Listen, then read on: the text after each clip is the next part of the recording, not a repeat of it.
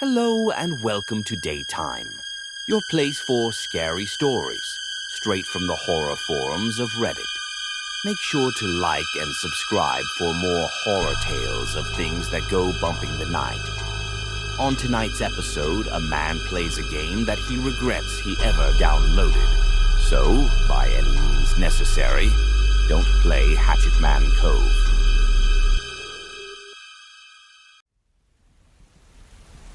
At first, I wrote this entire post as a way to get people to uninstall and remove the game Hatchet Man Cove from their Steam accounts, but I soon realized pretty much no one has ever played it. But if you by any chance happen to own a copy, please, I urge you, remove it. Uninstall and forget it. Don't look back. Don't touch it ever again. I'll tell you why. A friend of mine bought a 3-pack of Hatchet Man Cove back in 2009. It was a multiplayer game where 3 people are paired up against a single strong player on the opposite team. Kind of like an early Dead by Daylight game. This game might very well be a spiritual predecessor. The similarities between those games are pretty eerie. I'm sure at least one person on the Dead by Daylight team has a Steam copy of Hatchet Man Cove, and that kind of worries me. See, Hatchet Man Cove was this game where you played in cycles, kind of like a red light, green light game. 3 people play as survivors from a ship that crashed into the cove, and a 4th player gets to play as the killer. The killer wasn't necessarily some slasher with an axe. It could be a vengeful angel, a grim reaper, or several other kinds of killer. At least that was the original plan. So the game would alter between having bright lights all over the map going on and off. While they were on, the killer would notice any kind of movement with a ping. When the lights were off, survivors could move any way they want as long as they didn't draw too much attention. They could set up traps to delay the killer or sabotage the lights to get more time. The killer, on the other hand, was to grab the survivors and drown them in a well at the center of the map. Once a survivor was grabbed, the other survivors are given a choice to either try and intercept the killer using traps or use the time to gain an advantage. The problem was that Hatchet Man Cove didn't sell very well. The developers had some legal trouble with their publisher, who were pissed about the developers backing out of an exclusive deal with OnLive. Check it, it's on Wikipedia. There was no promotion on Steam or anywhere else, as the publishers didn't want it released on another platform. They didn't want it released at all for another 6 months until the game had the proper infrastructure. The devs screwed up and published it on Steam anyway, and the whole thing was a mess. Still, during the months that it was active, there was a fairly regular player base. My friends and I played it pretty much every day for about a month. I mained Sturgis as a survivor, the Norwegian fisherman who could lure the killer using his fishing rod. As a killer, there were only 2 options at the time, the Hatchetman and the Blameless. I preferred to play the Hatchetman. He was straightforward. You got a hatchet, could destroy shelters, and had a certain resistance to traps. The Blameless, she was just weird. They never managed to balance her right. The Blameless was an old woman. She was slow, but she floated around the map and avoided all ground-based traps. She always had this warm smile, and her passive ability was just the weirdest. If she was far away, she would look like a random ally on your team. Only when she got closer would she reveal that sinister, smiling face. Hatchet Man was just a murderer, but the Blameless was downright creepy. But the game didn't get any updates because of the legal battle.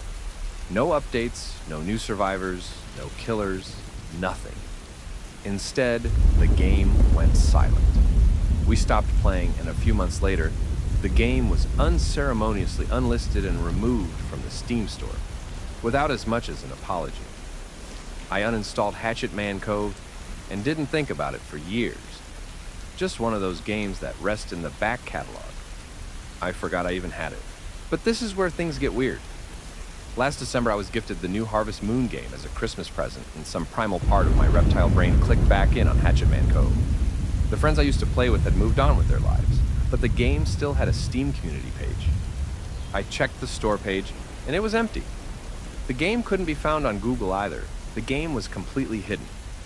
If you don't actually have it in your library, you won't find it without a direct link. That in itself is kind of weird. Most abandoned games can still be Googled. But Hatchet Man Cove still had a very, very active community. There were plenty of discussions on the forums, but they didn't make any sense. Their speech was almost garbled. I'm sure whatever they discussed made sense to them, but to an outsider, it seemed like nonsense. A few examples. Topic. How much GW to finish no min?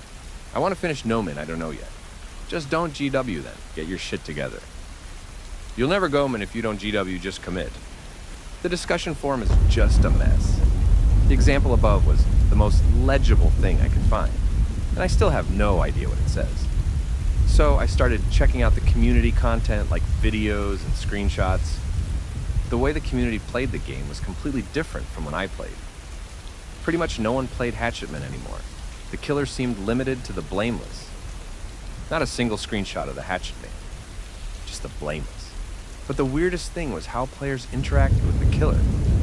Instead of hiding, they come running up to her. They run up to her with their microphones on, screaming at her. Screaming, begging, pleading for her to kill them. Not with funny voices or anything, no. There were people crying in chat. Videos marked with GW, and various dates littered the community page, each with people crying and screaming and begging to die. The volume maxed out immediately, and most of the time, all voices were nothing but a crackling mess that could easily blow out your speakers. I couldn't stop watching. I'd never seen anything like it, not even back in the days when I was still playing. That wasn't the way you played the game. No one was hiding or looking for objectives. I'd see players using my old main Sturgis and just rush the blameless as soon as the match started. Seeing the 3D model of the old bearded man running up to the blameless, pleading to die, that was uncomfortable.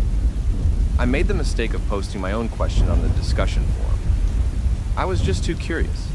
You have to remember, at this point, this was still just a weird blip in my Steam library. I made my own topic and just asked, what the hell happened to the game? I got no responses in a week. Nothing. After that, things have gotten weird. Real weird. It started with CSGO. One night, a teammate came on and just started screaming. No big deal at first, just another troll, but he was screaming at me, specifically. Screaming at me, begging me to shoot him. There was crime. He was desperate, asking me to please team kill him. He offered to send me money, trade rare skins, whatever I wanted. He got kicked before I even knew what to say. 2 games later, the same guy joins my team with a different username and clan tag. He keeps screaming, crying, and begging.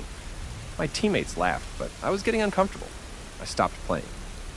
Hearing a grown man barely being able to breathe between sobs is just too much. That wasn't a prank, that was desperation. But it didn't stop there. From that point on, in several games, people started joining and begging me to kill them. It could be by text, in Steam, chat, by voice, whatever they could. Once in Fall Guys, there were 2 people with the usernames Kill Me and Kill Me Too. How? You can't even pick your own username in Fall Guys. They just stood there, waiting for me to push them over the edge. These colorful little blob people just made my stomach crawl, because I knew that whoever controlled them were sitting there, screaming in a complete panic behind the screen. It just kept going. In Red Dead Redemption 2, I used to have the setting to hear and be heard by everyone enabled, but I had to stop. Naked users came running at me while I was camping out at Strawberry, and I turned off all audio as soon as I saw them. I was shaking as I realized the mute setting didn't work, and I force-closed my game. I swear, for a few seconds after the executable had closed, I could still hear them.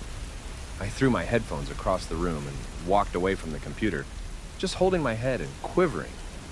I didn't know what to do. I could barely be at my computer. I went back to the Hatchetman Cove Steam forums and just started reporting people. I also reported all videos to YouTube, and I just flagged everything. I know I abused the report system, but things were getting out of hand. I was being harassed. So they took it down. Not just the forums or the videos, but everything. The entire Steam page. Gone, including the community page. I could still see the name Hatchetman Cove in my library at that point, but nothing showed up when I clicked it. YouTube and Steam probably didn't care much and didn't bother to do a review of my reports. It was easier to just pull the plug. And for a while that did the trick. I actually got back on CSGO. Then it got worse than ever. Random people started joining our Discord server, just screaming into our ears. No matter how many times we banned them or muted them, they just kept coming back. My friends noticed that as long as I was offline, their voices stayed away. so my server figured I was playing a prank or something. At first they thought it was kind of funny, but the more it happened, the more they were getting frustrated. Some were getting scared and sent me private messages asking me to please, as friends, stop. Today I'm permabanned. I can't even log back onto Discord without getting messages from random accounts begging me to come online and kill them. It has gotten to the point where I've uninstalled pretty much everything. I don't even have Skype. I don't play games anymore, and I don't think I'll be browsing Reddit much longer either, since I've started getting messages here too. Not just here, but on my phone as well. Texts in the middle of the night, random calls from unknown numbers. Last week I found traces of handprints on my kitchen window. Not just one or two, but dozens. A neighbor told me there'd been someone shouting outside my door when I was out buying groceries the other day.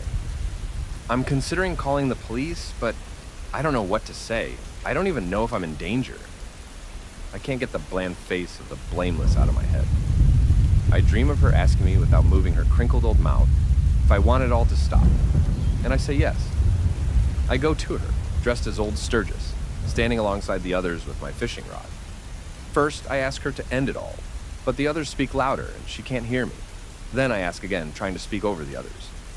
Soon I find myself screaming. We all scream, louder and louder, begging, pleading, crying for her attention.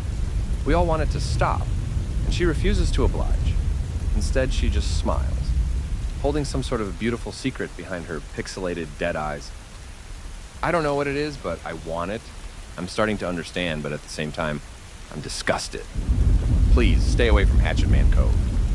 Hello and welcome to Daytime, your place for scary stories, straight from the horror forums of Reddit. Make sure to like and subscribe for more horror tales of things that go bumping the night. On tonight's episode, a man getting home late from work discovers a blank picture frame in his apartment. So, even though life is picture perfect, I still don't know how I got all the empty frames. I was having a good day at work. Not too much to do, just enough to make the time pass and keep me busy. I gave a work friend a ride home and had a long talk. Turns out we're both the youngest siblings in our families, which gave us a surprising amount of common ground. I got myself a chicken salad and drove home. I walked up the stairs to my apartment, and I opened the front door, and right there on the wall with all the smiling pictures of my friends and family was a blank picture frame. Empty. What the hell? While it didn't ruin my night, it made me start asking questions. I wouldn't just hang up a blank picture, and I wouldn't put it in the middle of the hallway. I have this large hallway mirror with pictures hung up on the side, and it is kind of a centerpiece. Still, I couldn't recall what would have been in that frame, and there was no photo that had slipped out. I wasn't planning on framing anything either, or if I did, I wouldn't hang the frame up before I'd put in the photo. I'd be lying if I said that it really bothered me. It was an oddity at most. For a second, I caught myself in the mirror looking anxious. Why was I letting this get to me? The weekend was just around the corner. I just gave myself a smile and took the frame down. The next day, I came home to another empty frame. Now, this was strange. It wasn't empty earlier that day, or I would have taken it down along with the other one. There would be no reason for me to only take down one frame. So what had happened between now and then that caused this frame to turn blank? And why couldn't I remember what was in that frame when I looked at it just the day before? This time, I caught myself looking bothered. The hallway mirror doesn't lie. It was time to figure this out, weekend be damned. I made two conclusions. The first was that if the frame had been emptied the day before, I would have taken it down. Hence, it must have turned empty between when I left from work and when I came home, about 9 hours in total. The second conclusion was that the photos that were framed were completely missing. They hadn't just dropped out. The backing board was intact, and the little metal points holding it back were tight. Either someone took the photo out, or it just ceased to exist. That wasn't a comfortable conclusion. My mirror image seemed to agree. I checked the locks, the balcony, the windows, all of it. I lived on the second floor, but with enough determination, a thief could get in anywhere. Sure, there would be no reason for a thief to get in and just steal a single picture, leaving the frame, but there were crazies all over.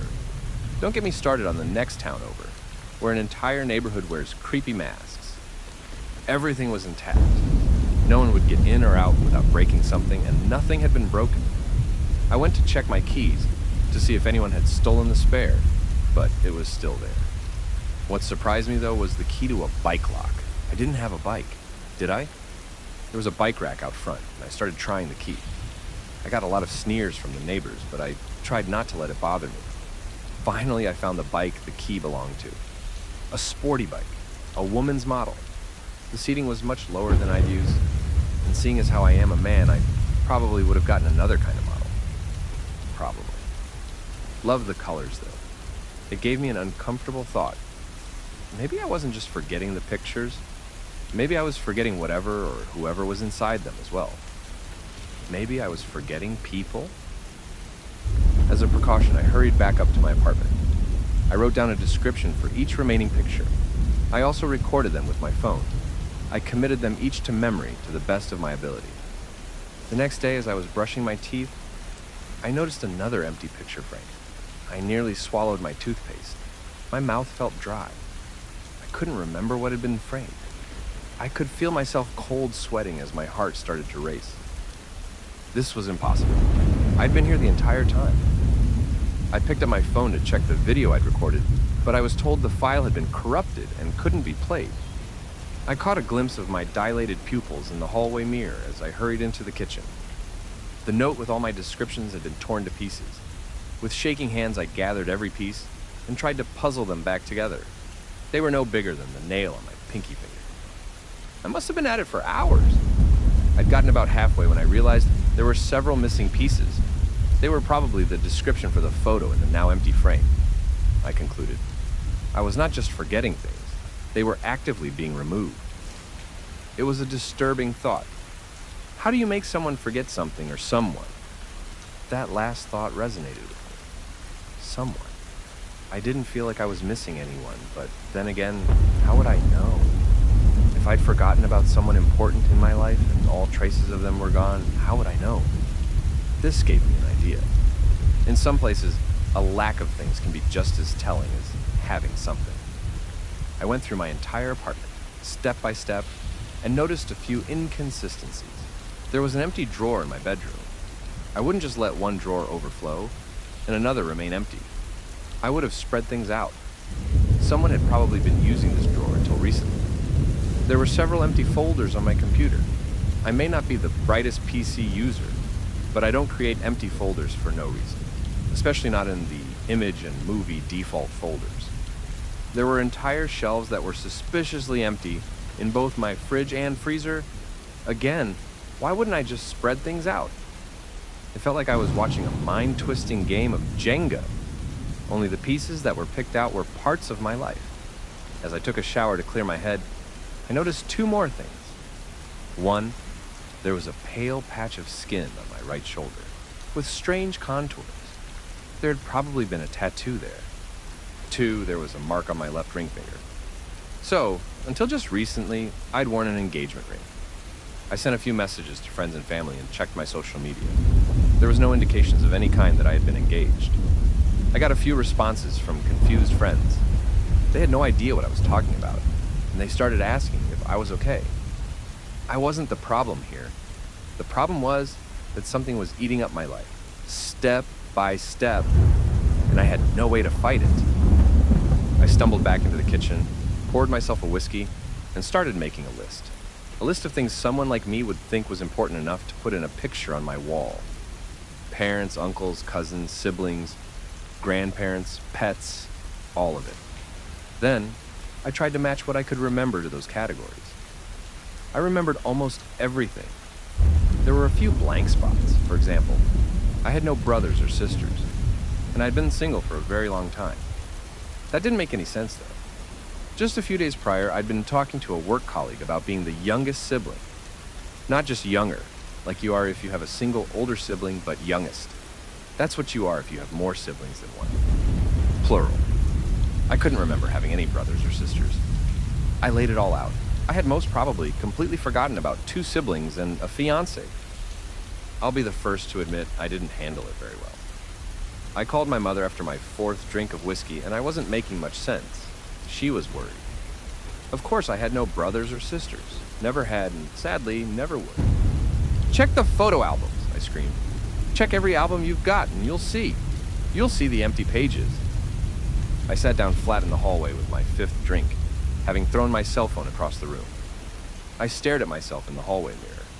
I almost looked happy, despite feeling awful. That's what a good drink can do to you.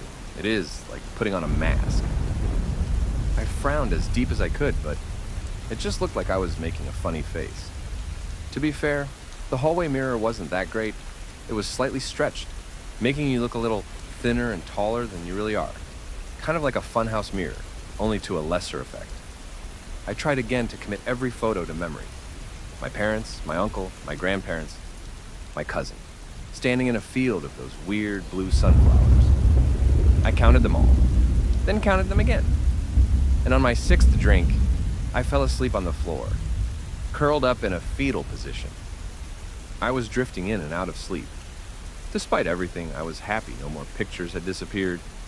One by one, they'd gone away like petals picked from a flower. Then it stopped. There'd been no more.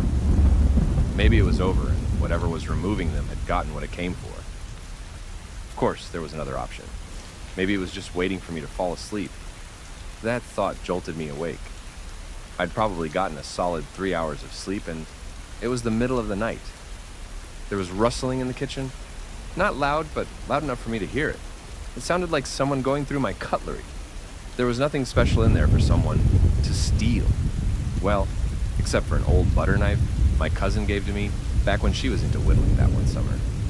The thought froze me. I checked the picture frames. All the photos were still there. There might still be time. I had a handgun in a secure locker in my bedroom, on a small shelf above my winter jackets. The key was right there in the hallway, on a separate keychain. I got the key, listening for movement in the kitchen. I could hear the rustling stop and the kitchen drawer being set back in place. If whoever was in there decided to check the bedroom, I'd be screwed. I held my breath and listened. I heard footsteps move into the bathroom. Of course, there was a cologne I'd gotten as a birthday gift last year. That was also from my cousin. But I could still remember her, so it wasn't too late. I opened the locker, loaded a clip, and turned the safety off. I stepped into the hallway, held the gun up high, and looked into the bathroom. I could hear someone looking for something just around the corner, next to the bathtub. But all I could see was the edge of a pair of jeans and a black t-shirt, and I had to act. "Stop!" I yelled. "Step out! Slowly!" The rustling stopped. "Hello!" The voice was dark and muddled, as if spoken underwater. It was distant, but near, and it echoed. It made the air tremble so hard that it made my stomach shiver. I almost threw up. "Step out with your hands." He did. I did. It was me. The hallway mirror was empty. There were a few differences. The person I was looking at was slightly taller and thinner. Stretched, like the image in the mirror, it was still mirroring my expression, but not the movements of my body. I looked terrified. "Hello," he repeated, sending another ripple through my guts. "Hands on your head," I said. "Stay back. I'm calling the police." "Hello." He didn't comply. I double-checked the safety, and it was off. A pinch of the trigger would be all it took. Instead of listening to me, the person stepped forward. I pulled the trigger. I shouldn't have done that. The bullet made a hole in his left shoulder. It went clean through. A few drops of blood escaped him, but evaporated against the floor in puffs of black smoke. The person had been keeping up an act, and now it felt threatened. In an instant, it turned into something else. The face twisted and turned. The jaw unhinged, and the tongue stuck straight up in the air like the rattle of a snake. Limbs grew longer and turned soft.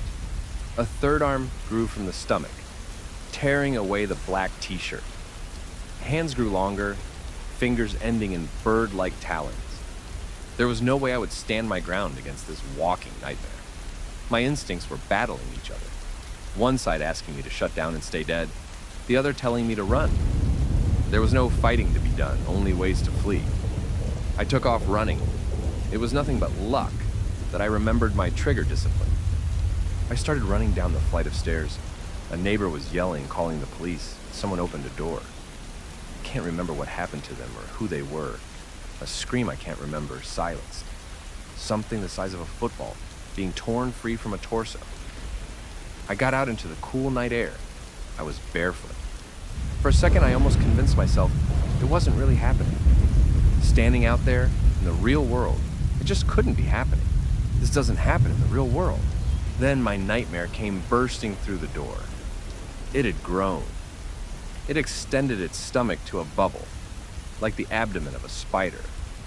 It had 3 arms and 4 legs, and there were more things growing. The head could barely be recognized. It had folded itself backwards, using an elongated tongue like an antenna sniffing the air. For all the things I've been forced to forget, this thing I can't help but remember. I couldn't forget it if I tried. Closing my eyes to this day, I can describe everything down to the texture of its skin. I kept running. The pitter-patter of skin flung against asphalt came closer. It was right behind me. I knew that if it caught me, I'd never have existed in the first place. Not even my mother would remember me. Everything I was, everything I'd done, gone in an instant. Hello? The rumble in my stomach came back, and I lost my balance. I fell forward, badly scraping my shoulder. No, was the only word I could muster. No! I was breathing too fast, and my head was barely getting any oxygen. I was panicking. I flipped around, laid on my back, and held up my handgun. It was almost on me. Teeth, naked skin, talons, and limbs. It was warm. I didn't want to disappear, not like this. That's when I noticed something in the distance. There was something sparkling just outside my balcony. There was a thin ripple in the air, like an umbilical cord.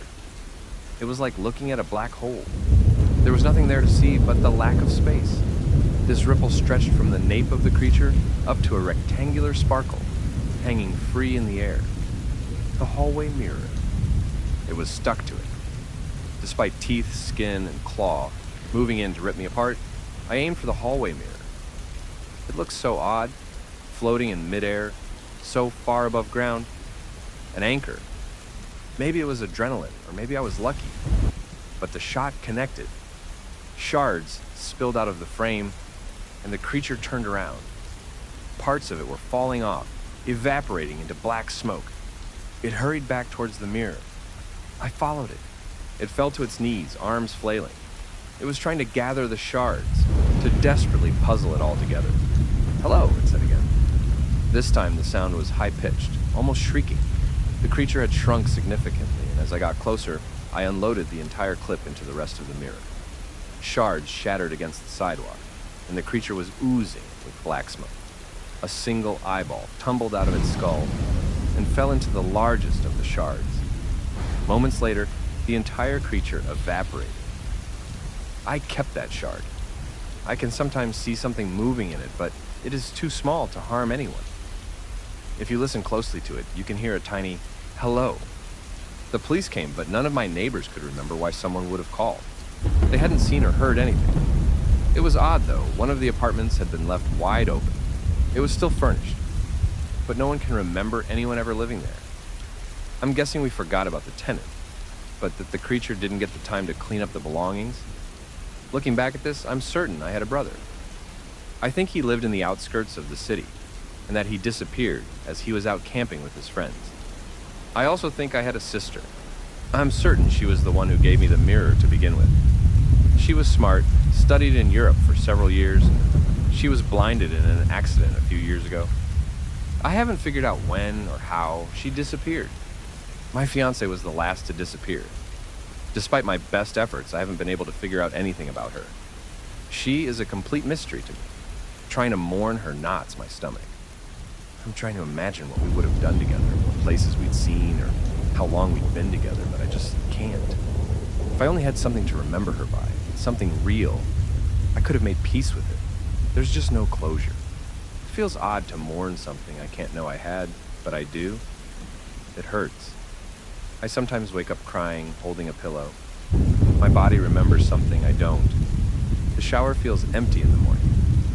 I feel miserable shopping alone, all these little ordinary things that I should be used to feel slightly awe.